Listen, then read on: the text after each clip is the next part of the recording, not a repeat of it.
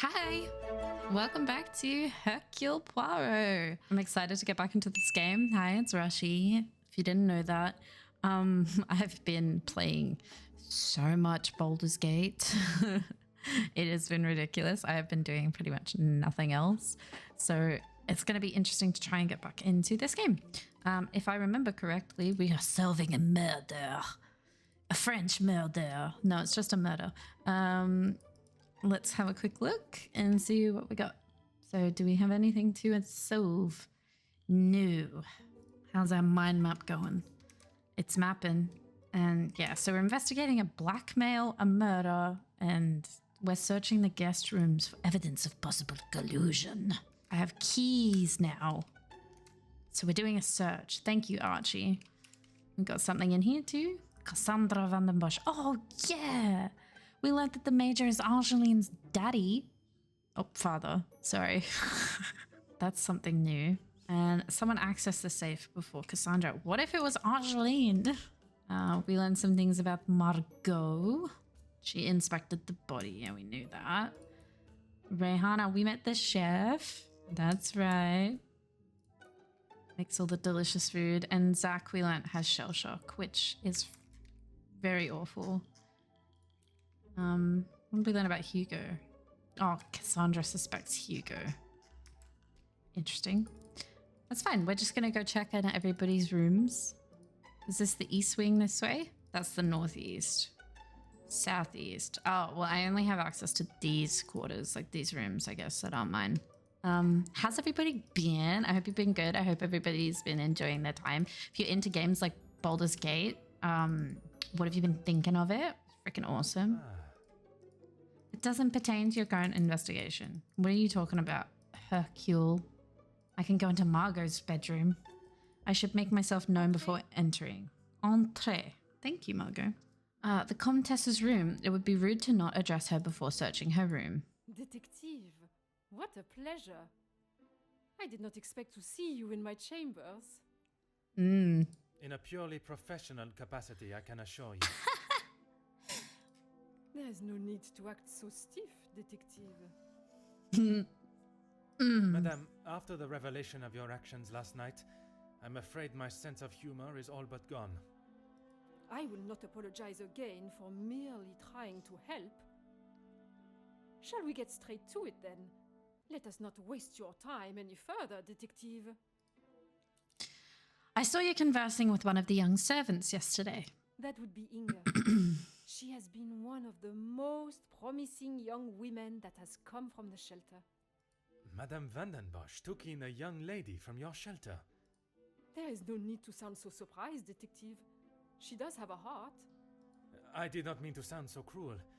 I just did not expect Madame to hire someone of that background after the incident with her previous maid, Florette. People change, Detective. Hmm. You should not judge someone on their past actions. Believe me, Countess, I know that only too well.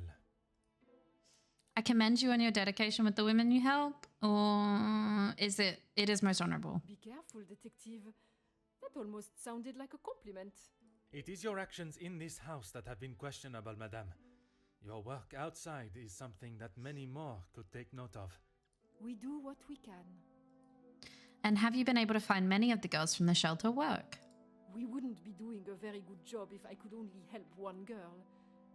I in fact found work for one of them as a maid in Monsieur da Silva's house recently. She has fitted into Monsieur's home well. What is better, Detective? That she remained in an abusive house, or she is able to rebuild her life with an honest wage in a prosperous house? When put like that, is she happy in her position? The happiest she has been in years. I check in with them all as often as possible. And if there was a problem, I would know. I'm glad to hear that more girls are building a better future for themselves, and it is with the help from the Comtesse that it has been able to happen. Merci, Madame. Yeah, she's doing good. She's got this awesome gramophone. The wonders of modern technology. What a joy it must be to have music in one's home. Yes, what a joy. What you reading, Comtesse? Perhaps the happy couple's engagement has someone in a particularly romantic mood. Oh, someone's reading romance. Is he just going to say, I don't want to play the piano? Aha. Yes, he is. And then he's going to warm himself by the fire. Lovely. Yes. Is there anything new that I can... There's a grandfather clock in here. That's a nice clock. Yes, it says the same thing. What's this? A first aid kit. A first aid kit full of medical equipment, bandages, plasters, antiseptics, and a pair of scissors. Interesting. What's this? You've got the package. Perhaps a present for the family as a thank you for their hospitality. And then that's just going to say, it's snowy outside. Huh. Yeah. But we unlocked a new conversation. Why do you have first aid kit? Go ahead, detective. Perhaps I was a little rash with my response to you examining the major's body. Compliment and now an apology. Oh. Well, detective, you certainly have changed your tune. There was something I was still unsure of. You mentioned that your training was some years ago. From my days as a nurse, oui. If that is so, why would you have brought several pieces of equipment usually found in a physician's bag? One must always be prepared, detective. Yeah, she's not wrong. Prepared? At an engagement celebration? I would. If I had not brought them, I would not have been able to assist you last night. Perhaps you should be thankful for my precaution and not so suspicious. I mean, it does make sense if she was a nurse that she would know that literally anything could happen at any time. And had she not brought them at all, I would not have to ask such a question. Merci. Okay. Let's see. That didn't unlock anything, just some more information. So she came prepared. Yeah. I think there's not really much else I could see unless there's something on the page behind her. I don't think so. I think that's everything in here. To the next guest room. Let's go. Which will be Jackie's, I believe. The ever-guarded Jacqueline Conrad. It is time I should question her on her conversation with the major before searching her room. Detective, what can I do for you? Mademoiselle, I am sure you understand my reasoning for such intrusion. If it's going to clear my name, be my guest. If you wouldn't mind answering some questions, it can hopefully be cleared faster. She's very tall. I'd like to start with your relationship with the major. Like I said, he's not the man he wants everyone to think he is. Oui, but how is it you came to that conclusion? You don't really want me to recount every conversation I've had with him, do you? There is one particular I had in mind. Tell me about your argument. An argument would imply it was a two-way conversation. And that is not how it was? Here it is. I've been helping Angeline get exposure, her marriage to Gideon is big news, and his work is really paving the way for others. I saw the chance to get their names out there, and he didn't like it. What was there not to like? Your guess is as good as mine, detective. But if I had to, I'd say he was jealous it wasn't his name at the top of the article. And his reason to storm off? Oh, you know about that. Let's just say I didn't accept his pathetic attempt to get me to stop the story. If you're gonna try and pay someone off, at least make it worth the while. He was trying to pay her off. I thought the major would only be supportive of Mademoiselle Angeline. There must be more to why he would not want her success to be known. I'm sure you have grown weary of this subject, but Monsieur Beck is... You've really got a fascination with that guy, huh? I would not say fascination. An interest, perhaps. Well, I'll save you the bother of trying to find out more about him. He's not that interesting. In fact, he's a bit of a wimp if you ask me. That is not the impression I got of him. That's because you've only seen the side of him he wants you to. He knows what to say in front of the right people. But behind closed doors, he's clueless. Clueless in what way? Let me guess. The first thing he told you was that he was a union leader. No, the voice of the people. Yeah. A man that is proud of his work is not something to be sneered at. Don't get me wrong, he has a way with words, and he can certainly rally a crowd. But that's about it. At the end of the day, he's a representative and nothing more. He's got to play the part, not just learn the lines. Mademoiselle does not think particularly highly of Monsieur Beckers. She is a strong, independent woman. That's weird, but to use the term wimp is an unnecessary attack on his character. Merci, mademoiselle. I shall leave you to relax. Sure thing, Detective. And if you change your mind on that exclusive about that shooting... Nope. If I do change it, you shall be the first to know. Oh, no way. Let me just have a squiz at your phone. Oh, gramophone. Let me have a squiz at your room. Oh. You've got a newspaper? Among them, a recent article by Jackie Conrad about the riots linked to Ernesto's factory.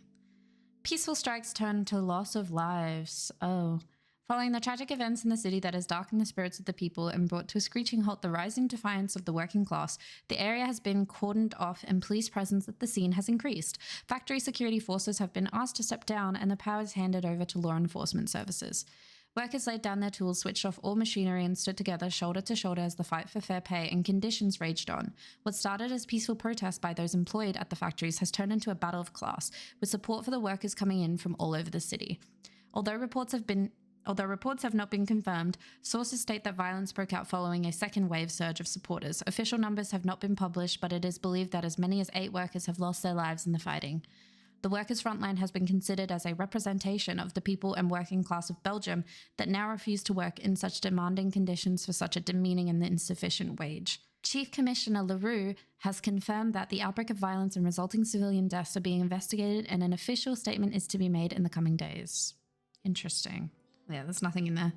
Ooh, pocket. She has a pocket knife. I presume this belongs to Jackie. Chasing a good story may lead her into some precarious scenarios. Jackie has set up a makeshift office in her room. She must bring her work with her everywhere. Mr. Artigue spotted leaving the Velvet Tickle Friday at 11:15. Carnbury House has been poaching off neighbouring land, boar, deer and duck. Maggie to follow up. Mrs. Bonte found her husband in their marital bed with a young maidservant. Testament from maid needed. Mr. Denal overheard in the cackling crow speaking poorly of King Leopold. He said questionable ideas, we say doubtful, skeptical, shady. Notes from Francis by Monday. So just notes on different stories that she's following. Yeah. Did that unlock anything? No. Didn't. We just found out. I guess we have to search all the rooms before it does unlock anything. So we've talked to Margot and we've talked to Jackie. To the next guest room. Let's go. I like that it's not making me walk to each room. Here we are in Mademoiselle Angeline and Gideon's room. I wonder what we shall find. It's pristine, yeah. Oh. I could have mistaken it for my own. What is that? A photograph? It seems they used to be closer. Perhaps their recent behavior was merely a facade. Could it be possible that Gideon collaborated with Zakaria? Oh. Warm and supple fireplace. Yes. I don't know why it keeps letting me look at the clocks in the fireplace, but I'm gonna keep looking. I thought they said he didn't drink. I wonder how many travel expeditions have been planned while enjoying the contents of the globe. I'm not finding literally any. I'm literally not finding anything. Have they been in here? Could have mistaken it for my own. There's nothing in here. Weird. Maybe I'm missing something. With all of the west guest rooms searched, I should make my way to the guest rooms on the east of the first floor. There must be evidence of collusion somewhere. I've already searched Cassandra's room. Oh, Inge. Mademoiselle, we meet again. Bonjour, Monsieur Poirot. Pardon, Détective Poirot. Just a detective is quite all right. Bon, can I help you with something? It was you that alerted the house to the Major's body, was it not? I was taking him a plate of food, but he didn't answer to my knocking. Sounds like Angeline. You then entered the study. I did. He wasn't moving. He just lay there. I did not mean to upset you again. Seeing him there would be troubling for anyone, and I'm sure it is not a memory you wish to relive.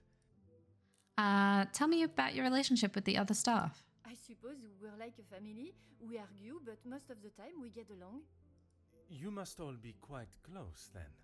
Some more than others. You refer to whom, mademoiselle? Well, Maman Rihanna, she's been here the longest, and she's very close with Lizzie on account of Luke. How is Mademoiselle Elizabeth's late fiance connects them? Maman Ray is Luke's sister. You Oh. didn't know that? I thought she would have said. She talks about him all the time. It must have been awful. Losing him in those He riots. died in the riots? Apparently, he was right at the front when they were charged. They didn't stand a chance. If I had been the one responsible for his death, I wouldn't want Maman Ray looking for me. Mademoiselle Rihanna, Maman Ray, she has expressed her desire for revenge. Every time she talks about what happened. It'd be crazy if this person turned out to be Florette in disguise. How is it that the knowledge of Luke's death has eluded me for so long? The death of a brother is certainly motive enough.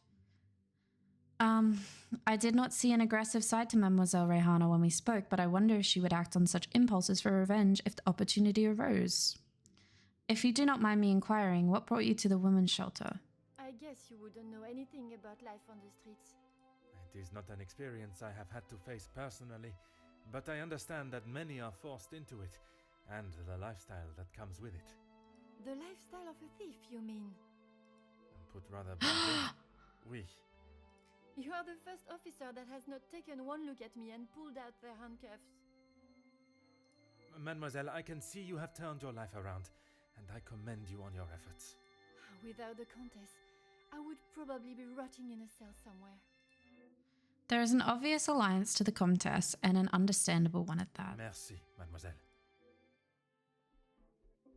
New mind map. Oh, Inge.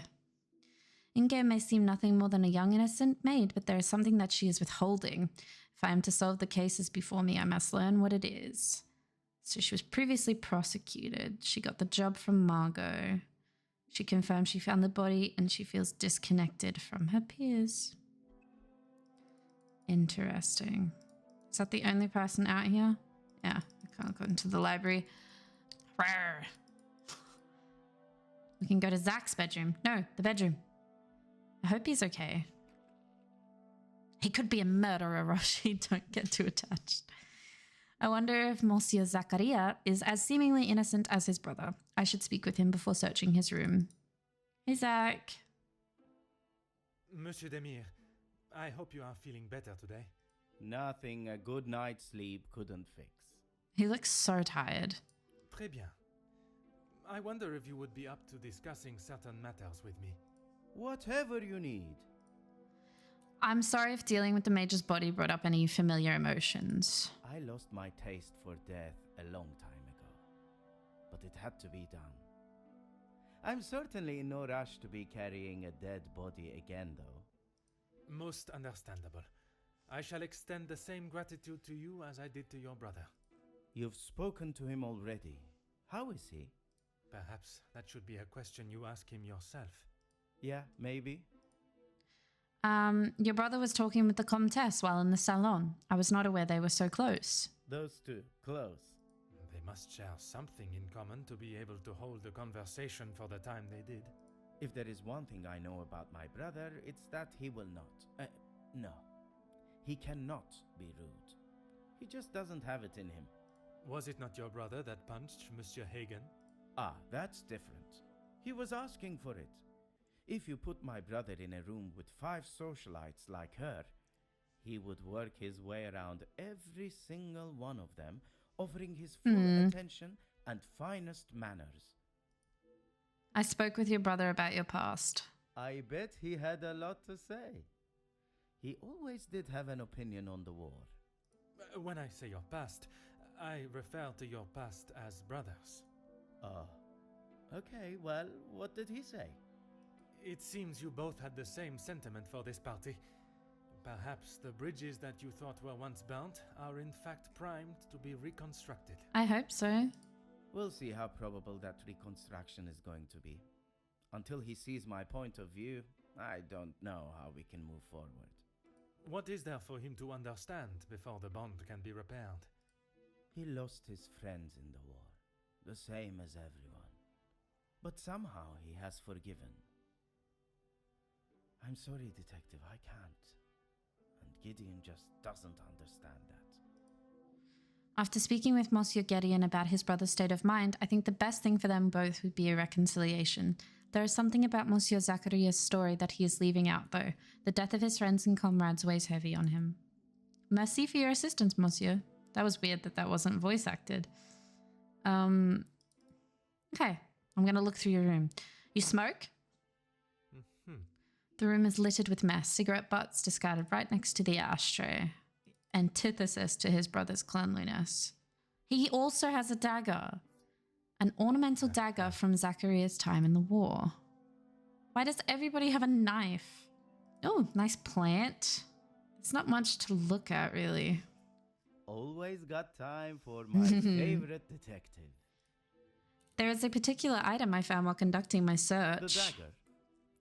I wondered how long it would take for that to become an issue.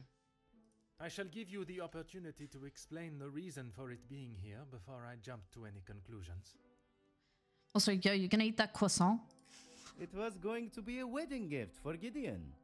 I've maybe not been the best brother in recent years. I thought this could make up for some of it. But it's not wrapped. After what happened to the Major, I thought it was a bit tasteless. You did not see it fitting to tell me you were harboring a rather sizable knife in your room? I wouldn't say harboring. And I wasn't expecting to be a suspect in a murder. Fair Merci enough. for your assistance, monsieur. Oh, this time it was voice acted. Okay. Thank you, Zach. Oh, there's a connection to be made. I'm going to wait until after I've gone to every room, and then I'm going to be stupid and try to figure this out. Monsieur Becker's room. Without him here, I am free to search it. Oh, he's not here. Where is Becker's? Note. It seems he has been attempting to write a speech of some kind. Unsuccessfully, though. I wonder, does this fit a pattern of behavior with Hugo? You underestimate the power of man's defiance. Your men, you are in a position to bring all of this to an end. All we ask is what we deserve. If you do not retract your men, they will be met with equal force. Too forceful. Your weapons may beat our bodies, but they will not bruise our heart spirits. Yeah. He also has a knife right there. Inside Hugo's notebook, a hasty scribble regarding a meeting with who I assume Ernesto. Curious. There's a knife up there. Photograph. Look at this photograph. With so many siblings, it must have been difficult for Hugo to get attention. That's a big family. There's not much else to look at in here. I feel like I'll have to come back and search them again at some point, because he also has a knife. And I'm hoping I'm not missing stuff, but... The business-minded Monsieur da Silva's room. Hello. Monsieur da Silva, I am sure you understand the necessity for this type of search. Not really, Detective. Your speech was rather spirited. But it did not give me much faith in your investigation. I have not had my abilities questioned to my face by one of those I suspect of a crime before. Well, if you wish to prove me wrong, you should hurry up and find Felix's killer. And I hope, with your help, monsieur, I shall. Madame Van den Bosch spoke of your work with her late husband. Yes, I helped him invest some money. Unfortunately, he was not the businessman he thought he was. Madame Van den Bosch had a very similar view. At least he could have taken solace that you were both in the same position. I think you're confused, Detective. It was Edwin that lost his fortune, not I. Did you sabotage him? Forgive my naivete. If you were helping him make viable investments, would you not have seen the same opportunity for yourself? I told him about the opportunities. I did not tell him to put his whole family's wealth into it. The prospect of doing good meant more to him than his profit margins. He was bound to fail. The business declared bankruptcy. It did, until it was purchased for a fraction of its worth and made the new owner a small fortune. I'm beginning to see Monsieur de Silva's more ruthless side. It sounds as though the Viscount was trying to at least make a positive change, but perhaps he was missing Monsieur de Silva's cutthroat edge. I know you have worked with the Major, but what do you know of his finances? He didn't have much to speak of. I was always surprised at the life he lived. Surprised in what way? Well, considering it wasn't that long ago he came to me asking about work, I didn't think he was in such good financial shape. You offered him a position. Nothing that he was willing to lower himself to. That's when he began talking about what else he could do for me. The Major works security for your factories. If you can call what him and his team did security. For the money I paid, I did not expect them to be so reckless. It was a considerable amount you paid him? There's no need to divulge amounts, but it was certainly more than was expected. One would expect a business of Monsieur de Silva's caliber to have agreed a price for the Major's services. Why would he allow the Major to barter more? Tell me about the Major's security team. He said they were all professionals, but I saw nothing of the sort. He said he had worked with them all in the army as their superior officer. They were men that could be trusted. But that was not the case? I had not even met them before they arrived on site. They brought their own equipment. They looked like they knew what they were doing. And this equipment, it included the weapons that injured and killed the workers? It was not much of a choice, Detective. I said they didn't need them, but Felix What said did they it was use? essential. He said he knew better. The more Monsieur talks, the shadier his dealings with the Major become. It's beginning to sound as though the riots were no accident. What we spoke of last night regarding Madame Van den Bosch. Everything that I want to say on that matter has already been said. I understand, monsieur. But what I would like to know is, was the late Viscount aware of your feelings towards his wife? That's a good question. Excuse me, Detective, but you have crossed the line. No, I haven't. Cross the line like an attempt to bankrupt a business partner and friend so that you'll be able to swoop in and impress a certain target of your affections. Gosh damn, Poirot. You make such ridiculous accusations without a shred of proof. Your reaction at the mere suggestion is proof enough, monsieur. While I cannot arrest you for betrayal of a friend, I can hope your conscience does not forget, and that will be punishment enough. Yeah, dude. Monsieur de Silva's actions are not a criminal offense, but if there was a penalty for deception and deceit, he would surely receive a life sentence. If he has gone to such lengths before, what would stop him from committing a similar act again, this time to the Major? That is all for now. I'm gonna go poke through your shit. A contract for a partnership between Ernesto and Hugo. It's missing Hugo's signature. This agreement is governed by the laws of the Kingdom of Belgium. Both parties agreed to the following. Current workers' strike shall cease in all manners and forms. Factory floor machine operators and supervisors shall return to their positions immediately. Terms of the above contract shall be implemented and relevant action taken directly. Signed, Mr. Ernesto de Silva, factory owner and employer, Ernesto de Silva, M. Hugo Becker's union leader. So he's trying to get Hugo to sign that letter opener. A razor-sharp letter opener, almost brand new, lies discarded on the floor. Okay. Another letter.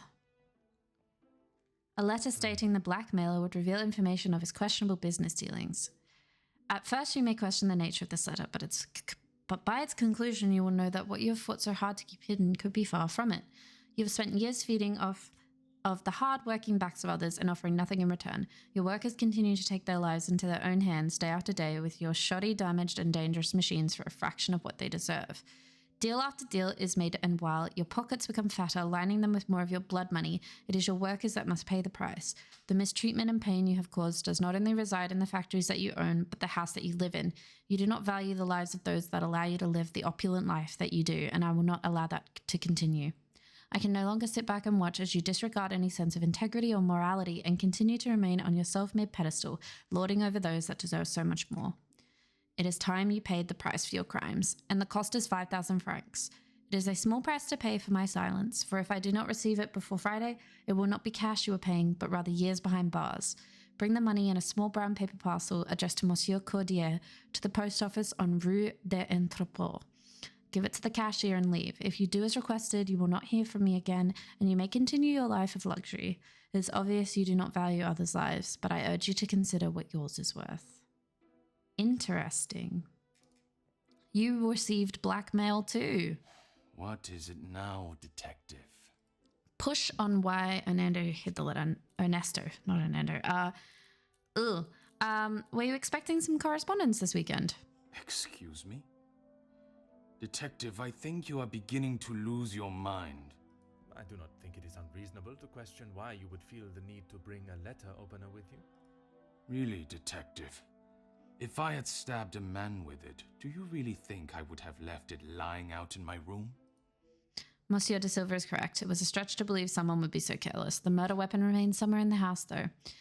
Monsieur Demir invited Monsieur Becker so that you two might sit down and find some common ground. Yes, and no one asked him to. But surely it is beneficial to both parties. Your profits must have been affected. There are barely any profits to speak of. Why have those talks not taken place and a deal arranged? Monsieur Beckers has made no attempt to speak with me and offered no counter-offer. The ball is in his court, detective. Although it is Monsieur de Silva's wages and treatment of his staff that is in question, it sounds as though he is at least trying to resolve the issue. Surprising, unlike Monsieur Beckers. I'm going to push on why Ernesto hid the letter. I have spoken of a potential blackmail ring, and yet you still kept your letter to yourself. It is none of your business, and it is nothing more than a cheap trick to have me admit something that is not true. If that were the case, it would be strange for you to have kept the letter and brought it with you, would it not? Your persistence is a trait I do not enjoy. Monsieur de Silva has remained blunt, if not curt, with his responses to my questions. Perhaps it would be best to act in a courteous and empathetic manner so that he may be more forthcoming with the truth of his blackmail letter and its contents. There must be a reason you thought justified hiding it. No reason, detective. Merely saving you from wasting your time. I will be the judge of that. I would like to know about any and all evidence that may help my investigation. I trust there is nothing else you deem a waste of my time. Of course not, officer. It's not as though you think I'm harboring some illicit secret. The letter was a pathetic attempt to intimidate me. Nothing more. You do not value the lives of those that allow you to live the opulent life that you do. I have never heard so much rubbish in all my life. I value those that work hard and deserve it. That suggests there are some that you do not respect. Yes, well, why should I praise someone for doing a poor job? You make me sound like some monster. Monsieur, the letter does not only discuss your questionable business dealings, but also cases of abuse against your staff. Both accusations that must be taken very seriously. Detective, there is a difference between telling a member of my staff what to do and abuse. And it is you that decides where that line is drawn? In my house? Yes, it is. Interesting. Monsieur does not like being pressed on the subject of how he treats his staff. If he had nothing to hide, there should be no need for such a reaction. Do you have any ideas as to which staff member may have expressed their abuse? Please stop calling it that. I treat all my servants exactly how I always have, and no one has complained before. So it's the new girl. That does not mean your behavior is appropriate. They have one chance. If they are not doing the job they are hired to do, they are gone. You would be surprised how many staff expect an easy ride. I did not expect Monsieur to treat his staff the same as his friends, but I also did not expect him to treat them like stray dogs. Is there a specific member of staff that may have expected such a ride? There is one girl, a new maid. I didn't expect great things from her, but Comtesse de Vos promised me she could do what was required. This must be the young girl that the Comtesse spoke of. Perhaps the positions she's finding for these girls are not the best fit. That is all for now. Yeah, you're telling me. Okay, well, I guess now I need to do my stuff. Okay, investigate the blackmail. Interesting. So Ernesto mistreats his employees. There are so many blackmail letters. The pieces of the puzzle are finally Margot coming has been together. putting people in place. Margot is making her shelter girls do her dirty work, finding dirt on members of the social elite. Interesting. So Margot is the blackmailer? Ernesto employed a servant from the women's shelter. They all have daggers. Magnifique. Yeah, Hugo's not great. In Jackie's opinion, she doesn't value Hugo particularly highly. Would he collaborate with anyone else, I wonder? I think he would collaborate with Gideon. Some would say a lucky guess. I would say a moment of genius. The Demir brothers' estranged relationship is enough to suggest they would not have worked together. So we're trying to find collusion. So they're unlikely to work together. There is something I'm missing, clearly. I should not be surprised by my own skills of deduction. Hugo and Ernesto confirmed each other's alibis. It's possible that they may have colluded to murder the Major. That's nutty. Can I find anything to support this? Partially signed contract. Things are beginning Nice. to become clearer. I am doubtful this duo would collaborate. Would Ernesto deal with another member of the house? Perhaps someone who never confirmed his alibi. Yeah, I didn't think these two would collaborate. It's not. But he could ask Margot. Another success. I never... Ernesto doesn't strike me as the sort of man that would ask for help, no matter how important. Well, let's go ask him. Let's go find out. What is it now, detective? Did you speak with the Comtesse directly about hiring a servant from the shelter? She approached me. I thought it was rather brash. In what way?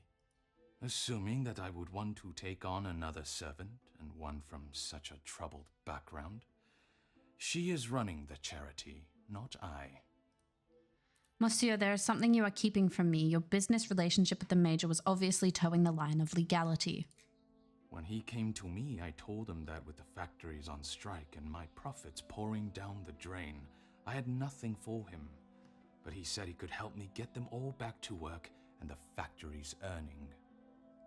His rates were steep, but he said he knew what needed to be done, and he was prepared to do it. A week passed and they were all still on strike.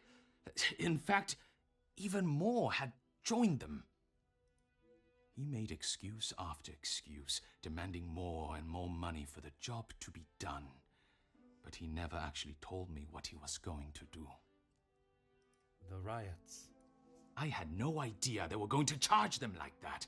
How was I meant to know? And even following such a tragedy, he continued to demand money from you. He said if he wanted my silence, it would cost. Do you have any idea what it could do to my livelihood, my name? If it got out that I had paid the so-called security that did that. I have every idea, monsieur. You hired a militia to take action against your own workers. You deserve whatever name is chosen for being so morally bereft in your decision-making. I didn't know that was what he was going to do. You must believe me. I have to believe nothing but the truth. And the truth, monsieur, is that it is not only the Major that has the blood of those men on his hands. Oof. That is all for now. Yeah.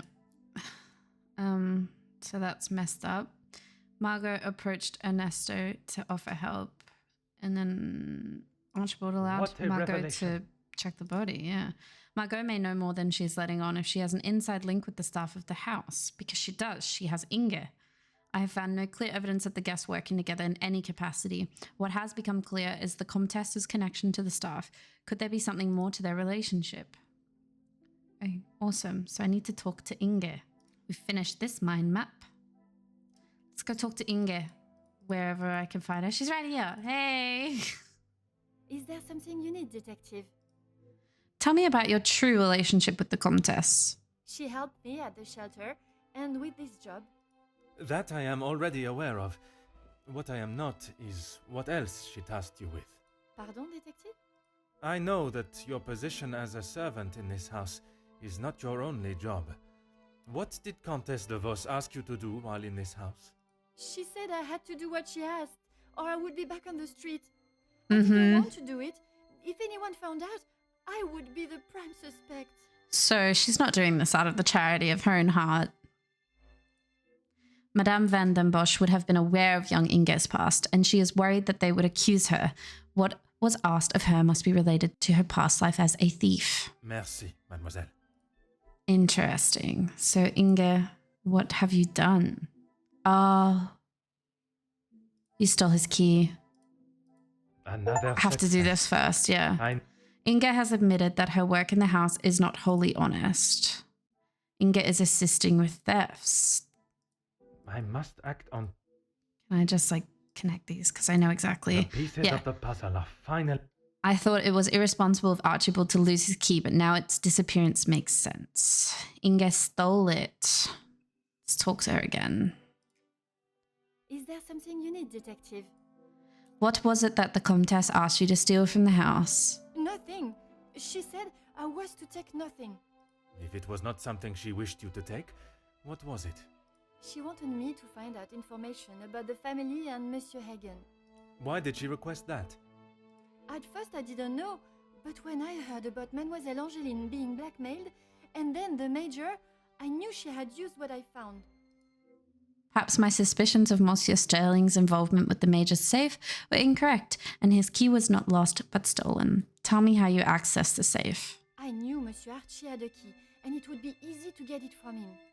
You knew that the Major asked Monsieur Sterling to access the safe from time to time, and if anything was ever discovered missing, he would surely take the blame.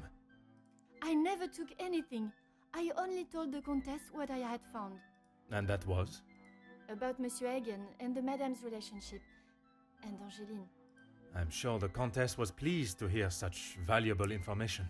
She said I had done a good job, but I needed proof. That's why I went back and got the So letters it was that I had. her. So it was young Inge that beat Madame van den Bosch to the safe last night. But why would they be left in such a precarious fashion? When I returned to the study this morning, the letters remained out and the safe open. I fetched the letters again and took them to the Comtesse last night. But she shouted at me and said what a stupid girl I was. You were only doing as she requested. She said it was too dangerous for her to have them with you around. That's when I returned them to the study. I thought I heard someone on the stairs, so I just threw them back. It was dark as I dared not turn the light on. Someone would have seen it. Trying to slot a key into a lock in the dark is no easy feat. That would explain the scratches on the safe. If Madame van den Bosch had only tried to retrieve the letters minutes earlier, she would have surely crossed paths with Inge. Merci, mademoiselle. Okay, well, so we know Inge knows of the hidden room. Some would say a lucky guess. Well, that was... I wonder how many secrets the house holds for Inge to find. She was trying to uncover secrets she knows about the hidden room. What a revelation. If there is somewhere in this house where a secret lies, it will surely be found in the hidden room. My suspicions of the Comtesse's connection with Inge was correct. She was using the young girl to find out anything and everything she could about the family, while the Comtesse need not even get her hands dirty. Or Inge. Is there something you need, detective? What else have you relayed to the Comtesse? That's all. I swear. I heard Monsieur Archie and Monsieur Felix talking about a storeroom, but I haven't found it. Is the Comtesse aware of this room? I told her it was somewhere in the house, but I didn't know where. She wasn't happy with me that I hadn't found it yet. I believe if young Inge knew the location of the secret store, she would have been forthcoming with it. It may be naive on my part, but she has already incriminated herself and has nothing else to lose. Merci, mademoiselle. Your honesty today has helped me greatly. I suppose that I will lose my position at the house now. That is not my decision to make. But when the whole truth is revealed, it will not be the pawns the law looks to convict. We shall be coming for the Queen. Well, Margot has links to several members of staff. Yeah. Okay. Well, I'm going to leave this for now, and we will come back another time. Mystery is certainly expanding. I think we now know who was the blackmailer, though. Fairly certain it's Margot, but thank you for watching. And yeah, I'll catch you in the next one. See ya!